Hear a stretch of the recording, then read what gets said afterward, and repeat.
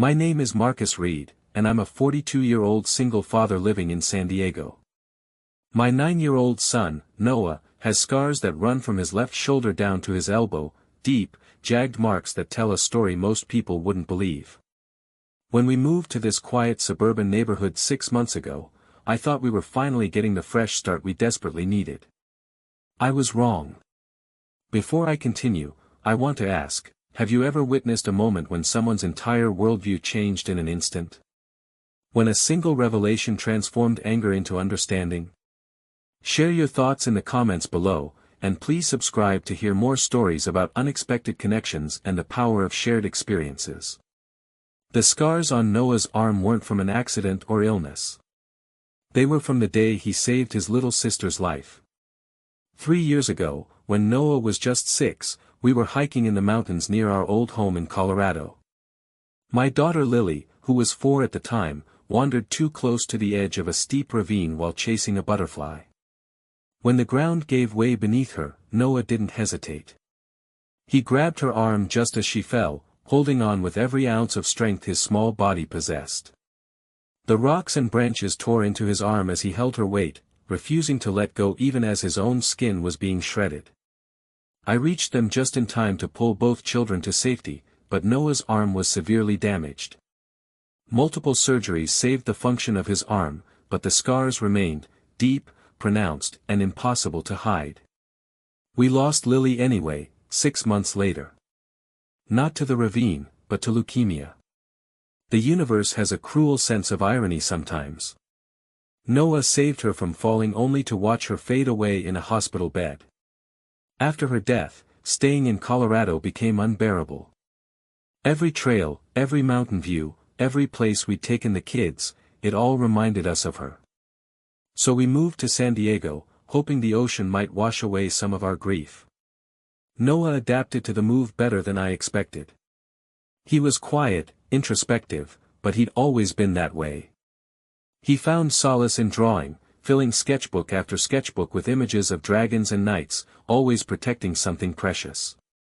His therapist said it was his way of processing his role as Lily's protector, even though he couldn't protect her from cancer.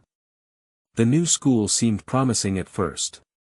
Ocean View Elementary had excellent ratings and a supposed zero-tolerance policy for bullying. Noah's teacher, Ms. Rodriguez, was warm and understanding when I explained his situation. She promised to keep an eye on him, to help him integrate smoothly. For the first few weeks, everything seemed fine.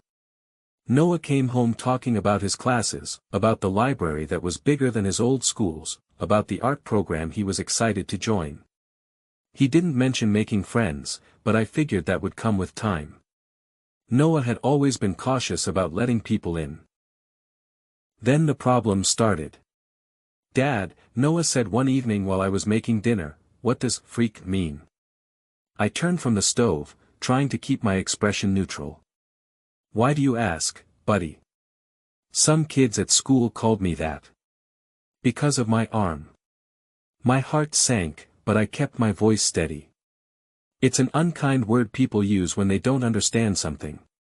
"Did you tell your teacher?" He shrugged, that small gesture that meant he was retreating into himself. Ms. Rodriguez wasn't there. It was at recess. "Which kid said this?" "Just some boys from my class." "It's okay, Dad. I'm used to people staring." But he shouldn't have to be used to it. No 9-year-old should be resigned to cruelty. The next day, I emailed Ms. Rodriguez, explaining what had happened. She responded quickly, assuring me she would address it with the class. She held a lesson on differences and acceptance, but these generic approaches rarely work when the problem is specific kids with specific intentions. The ringleader, I soon learned, was a boy named Jake Morrison. According to Noah, Jake was popular, athletic, the kind of kid who seemed to have been born with confidence. He'd taken one look at Noah's scarred arm and decided this quiet new kid would be an easy target. It started with name-calling. Scarface was Jake's favorite, though he also used Frankenstein and monster arm. Then came the isolation tactics. Jake told other kids that Noah's scars were contagious, that touching him would make their skin rot. 9-year-olds, still young enough to believe wild stories, started avoiding Noah like he had the plague. "Nobody wants to be my partner in PE," Noah told me one night. "They all say their parents told them not to get too close to me." "Their parents said that?" I asked, furious. "That's what Jake told them. He said his dad knows about medical stuff and that I have a disease." I emailed Ms. Rodriguez again, this time with less patience. Her response was frustratingly diplomatic. She would monitor the situation and facilitate dialogue between the students. But dialogue doesn't stop a determined bully, and monitoring doesn't help a child eating lunch alone every day. The breaking point came 3 weeks later. Noah came home with his backpack soaked and reeking of spoiled milk. His homework, his drawings, his favorite book, all ruined. "Jake accidentally spilled his lunch milk," Noah said, but we both knew there was nothing accidental about it. "Did anyone see it happen?" "Everyone saw." Jake said "oops" really loud and everyone laughed. That night, after Noah had cried himself to sleep, something he hadn't done since Lily's funeral, I made a decision. The school wasn't protecting my son. The teacher's interventions were meaningless. It was time to go directly to the source.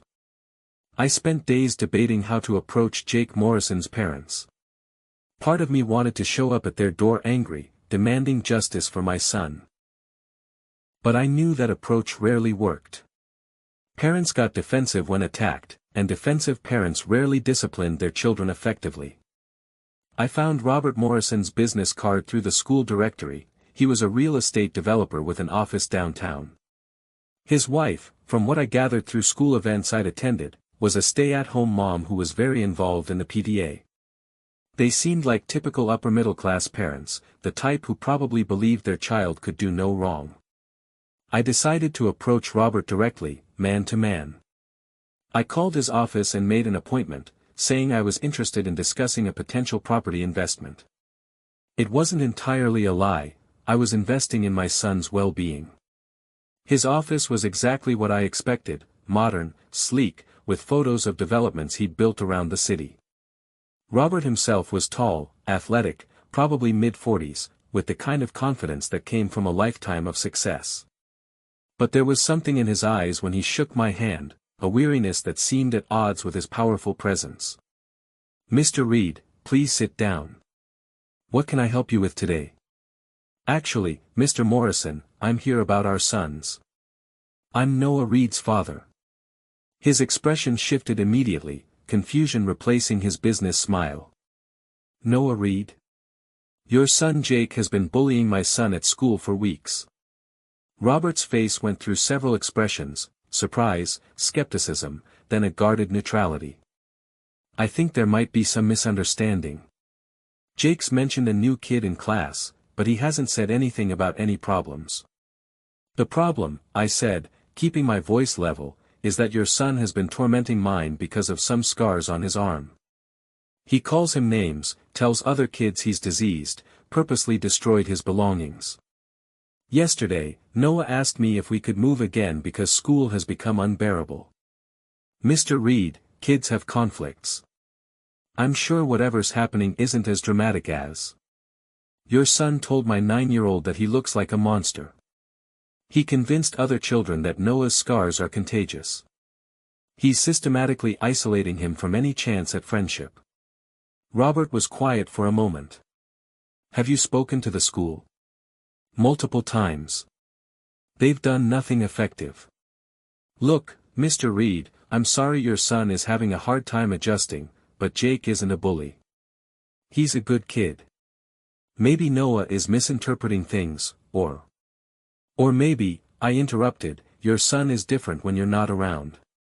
The tension in the room was palpable. Robert stood up, clearly ready to end our meeting. "I think you should leave, Mr. Reed. If you have issues with how the school is handling things, take it up with them. But don't come to my office making accusations about my son." I stood as well, pulling out my phone. "Before I go, let me show you something." I pulled up a photo of Noah from last summer, one where his scars were clearly visible. "These are the scars your son mocks. Would you like to know how he got them?" Robert glanced at the phone dismissively, then stopped. His entire body went rigid. The color drained from his face as he stared at the image. "Those scars," he whispered, reaching for my phone with trembling hands. "The pattern, from the shoulder down to the elbow. Mr. Morrison." He sank back into his chair, still staring at the photo. 3 years ago. Colorado. Rim Rock Trail. My blood went cold. "How do you know that?" Robert looked up at me, his eyes filled with tears. "Because I was there. Because your son saved my daughter's life." The room seemed to spin as I processed Robert Morrison's words. I sank back into my chair, staring at this man who claimed to have been there on the worst and best day of my life. "That's impossible," I said. "There was no one else on that trail." "We were below you," Robert said, his voice shaking. "On the lower trail. We heard the screaming, the rocks falling. By the time we climbed up to help, you were already pulling both children back from the edge. But we saw it happen. We saw that little boy holding on to his sister, saw his arm being torn apart by the rocks, and he never let go. Not once." He pulled out his own phone, scrolling through photos with trembling fingers. "Here," he said, showing me a picture. "This is from that day, about an hour before it happened. We passed you on the trail." I looked at the photo and felt my knees go weak. There in the background, slightly out of focus but unmistakable, were Noah and Lily. Lily was wearing her favorite purple hiking boots, the ones she'd insisted on wearing everywhere that summer. Noah was pointing at something in the distance, probably a bird or an interesting rock formation. They looked so happy, so unaware of what was about to happen. "My daughter Emma was 6, Robert continued. "She saw the whole thing from below. She had nightmares for months about the boy who wouldn't let go, even though his arm was bleeding. She called him a superhero. We tried to find you afterward, to thank you, to see if the boy was okay, but you'd already left by the time we made it to the parking area." "Emma," I repeated, the name triggering a memory. "Wait, there was a little girl. After I pulled them up, when I was trying to stop Noah's bleeding, a little girl appeared with her parents. She gave Noah her water bottle. That was Emma.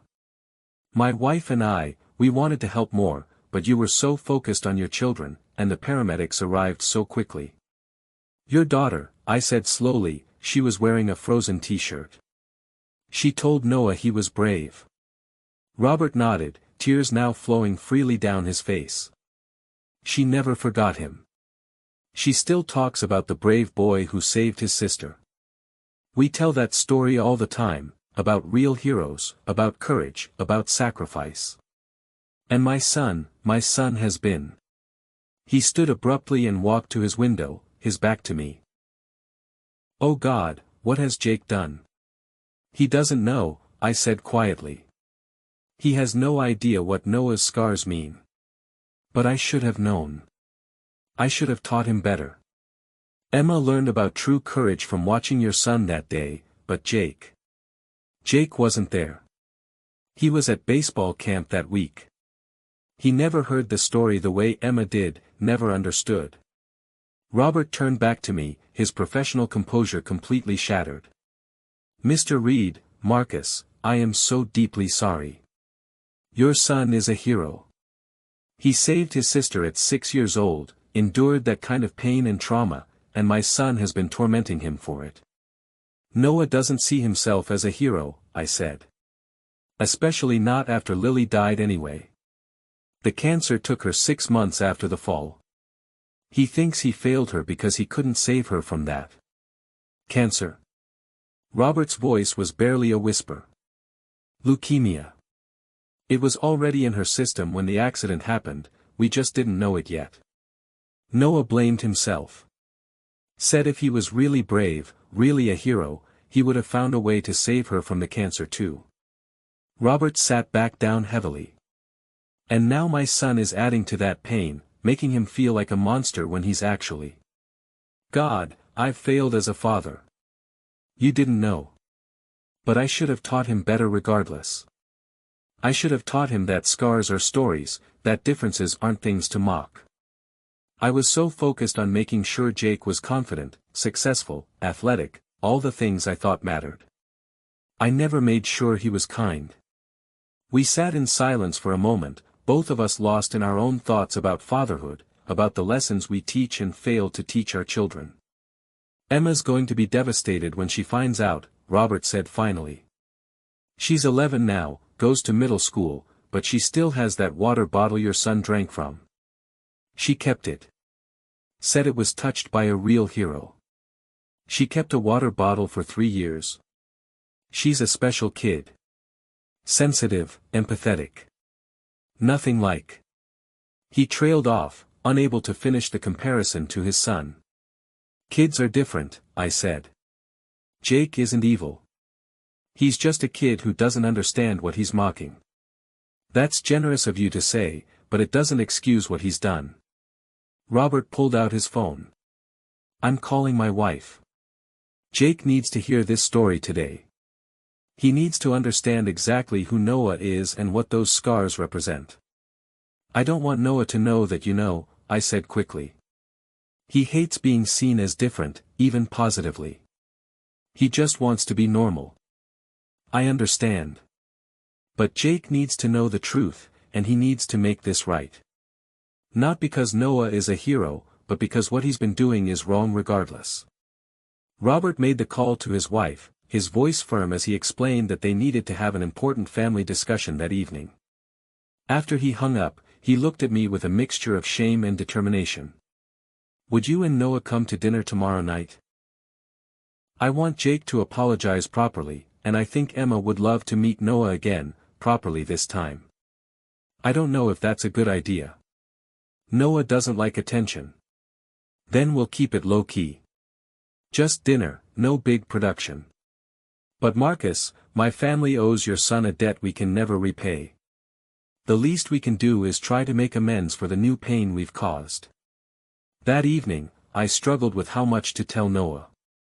I didn't want him to feel like he had to forgive Jake just because of some past connection, but I also knew he deserved to know that Jake's father understood the truth about his scars. Noah, I said as we sat down for dinner, I spoke with Jake's dad today. Noah immediately tensed. Are we in trouble? No, buddy. Not at all. Actually, something interesting happened. It turns out Jake's family was there that day on the trail when you saved Lily. Noah's fork stopped halfway to his mouth. What? They were on the lower trail. They saw what happened. Jake's dad remembers you, remembers how brave you were. He saw. He saw everything. And he told Jake the truth about your scars, about what they mean. Noah was quiet for a long moment, processing this information. So Jake knows I'm not a monster. Jake knows you're a hero, though I know you don't like that word. I'm not a hero, Dad. Heroes save people. Lily still died. Heroes try, Noah. That's all anyone can do. You tried with everything you had. You held on even when it was destroying your arm. That's heroism. Does Jake hate me now? Because I made him look bad? My heart broke at the question. Even after everything Jake had done, Noah was worried about Jake's feelings. No, buddy. Jake doesn't hate you. His dad says Jake wants to apologize. They've invited us to dinner tomorrow night. But we don't have to go if you're not comfortable. Noah thought about it, absently tracing the scars on his arm, a habit he'd developed when anxious. His family was really there. They were. In fact, Jake's older sister Emma was the little girl who gave you her water bottle. Noah's eyes widened. The frozen girl? She was nice. She still has that water bottle. She kept it because she said it was touched by a real hero. That's weird, Noah said, but I saw a tiny smile tug at his lips. So, dinner? Yes or no? It's completely your choice. Okay, he said quietly. But if it gets weird, can we leave? Absolutely. The next evening, we arrived at the Morrison house, a beautiful two-story home in an upscale neighborhood. Noah was nervous, staying close to my side as Robert answered the door. Marcus, Noah, welcome. Please come in. The house was warm, lived in despite its size. Family photos lined the walls, and I could smell something delicious cooking in the kitchen.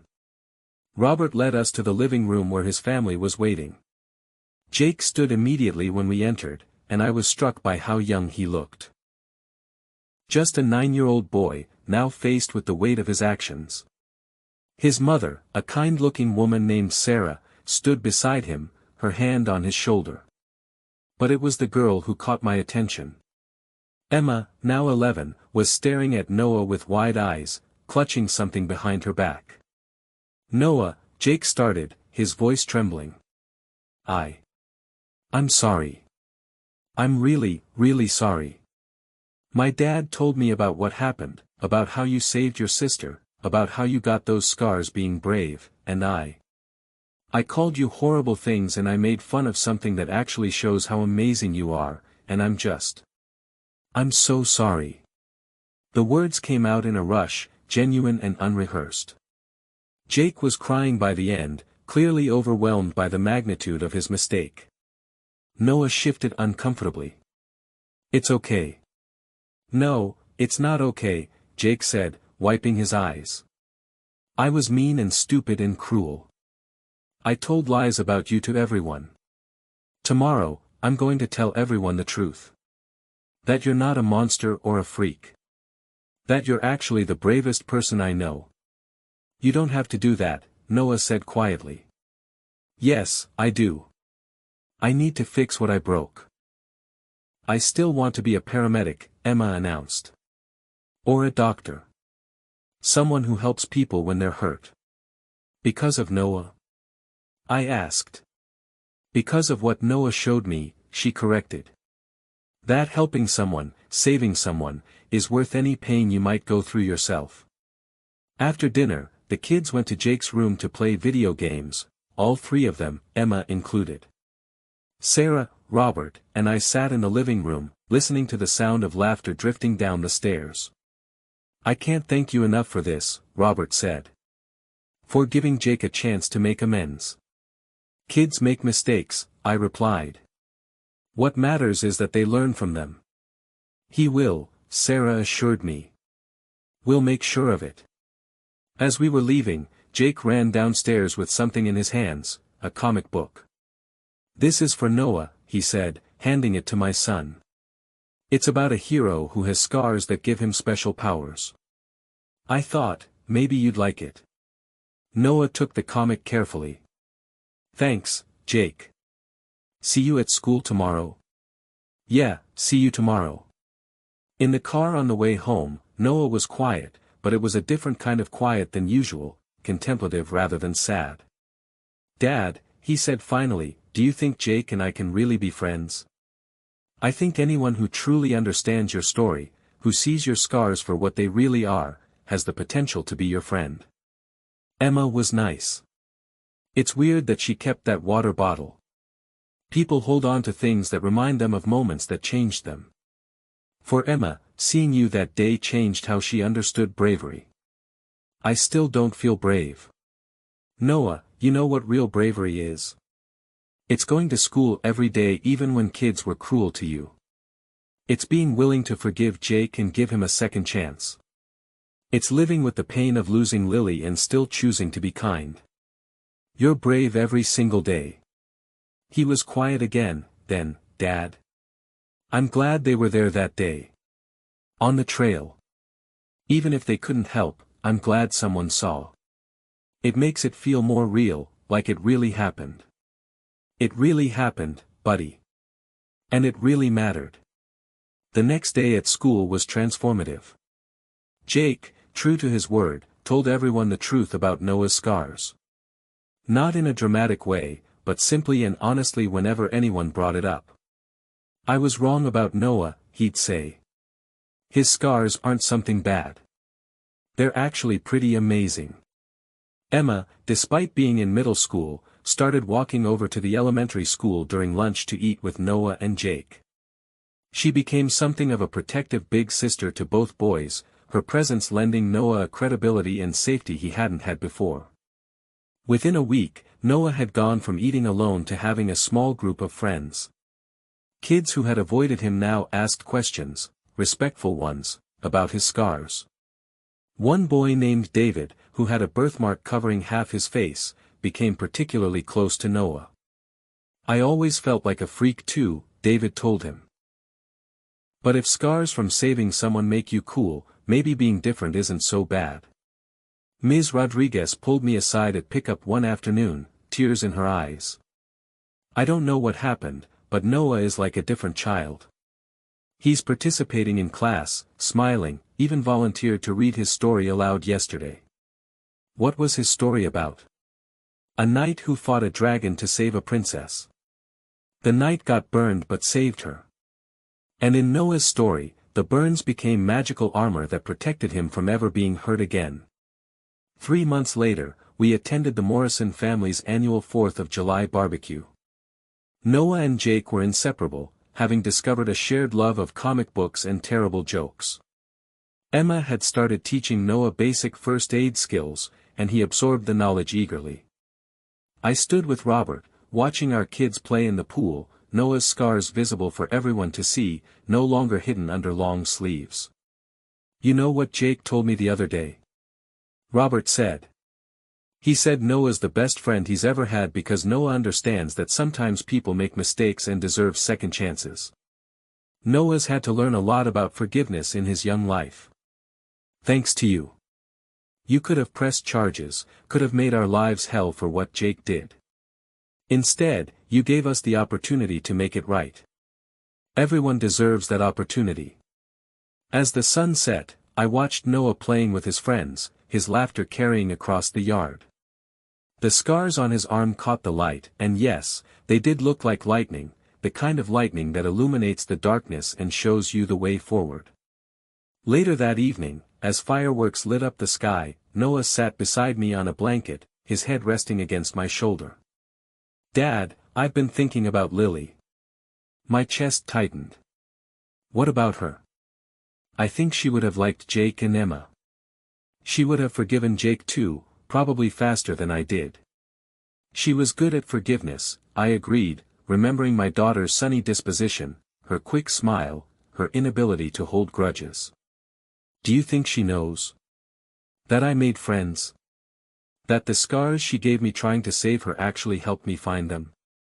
I pulled him closer. "I think Lily knows everything important. And I think she's proud of her big brother. I still miss her." "Me too, buddy. Every day. But it hurts less now. Is that okay?" "That's more than okay. That's healing." We watched the fireworks in comfortable silence, surrounded by new friends who had become family. Noah's scars caught the light with each explosion, creating patterns that were sometimes beautiful, sometimes harsh, but always part of him.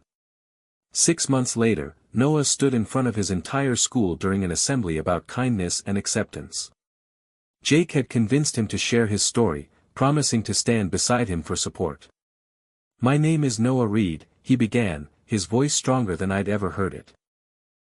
"And these are my scars." He rolled up his sleeve, no longer ashamed. "I got them saving my sister's life. She died anyway, from cancer, but for 6 months after I saved her, I got to hug her, tell her I loved her, and say goodbye properly. These scars gave me that time." The auditorium was silent, hundreds of kids listening intently. For a while, some kids called me names because of how I look. It hurt. It made me want to hide. But then something amazing happened. The boy who bullied me the most became one of my best friends. Not because he found out I was a hero, I'm not a hero, I'm just a brother who loved his sister, but because he learned that different doesn't mean bad. That scars tell stories. That everyone has something that makes them different, and that's actually what makes us interesting. Jake stepped forward then, taking the microphone. I was the bully, he admitted to the shocked audience. I was mean and cruel, and I hurt someone who had already been through more pain than most of us can imagine. But Noah forgave me. He taught me that people can change, that mistakes don't have to define us forever. And now he's my best friend. The two boys stood together, so different yet united, Jake tall and athletic, Noah smaller with his visible scars, and the entire auditorium erupted in applause. That night, as I tucked Noah into bed, he said something that stayed with me forever. Dad, I used to think my scars were my punishment for not saving Lily from the cancer. But now I think maybe they're my gift from her. Like she knew I'd need them to find Jake and Emma, to learn how to be brave in a different way. That's a beautiful way to think about it. Jake says scars are cool. Emma says they're proof of love. David says they make me unique. But you know what I think? What? I think they're just part of me. Like my brown eyes or my weird pinky toe. They're not good or bad. They just are. And that's okay. I kissed his forehead, marveling at the wisdom of this 9-year-old boy who had been through more than most adults. You know what, buddy? I think you're absolutely right. As I turned off his light, Noah called out one more time. Dad? Thanks for confronting Jake's dad. I know that must have been scary. It was worth it. Because it helped me. Because it helped all of us. And it had. The Morrisons had learned about the danger of assumptions and the importance of teaching empathy. Jake had learned that strength isn't about putting others down but lifting them up. Emma had learned that the heroes she'd been looking for were right in front of her. Noah had learned that his scars weren't something to hide but something that could connect him to others. And I had learned that sometimes the hardest conversations lead to the most beautiful outcomes. That confronting injustice with truth rather than anger can transform enemies into allies. That our children are capable of forgiveness and growth beyond what we imagine. Thank you for reading this story about the power of understanding, forgiveness, and the unexpected connections that can emerge from our deepest pain. What moved you most about Noah's journey from isolation to acceptance? Share your thoughts in the comments below, and if this story touched your heart, please hit that like button and subscribe for more stories that prove our scars, visible or invisible, don't define us, but they can connect us in the most unexpected ways. Remember to ring the notification bell so you never miss a story. Until next time, remember that every scar tells a story, and every story has the power to heal.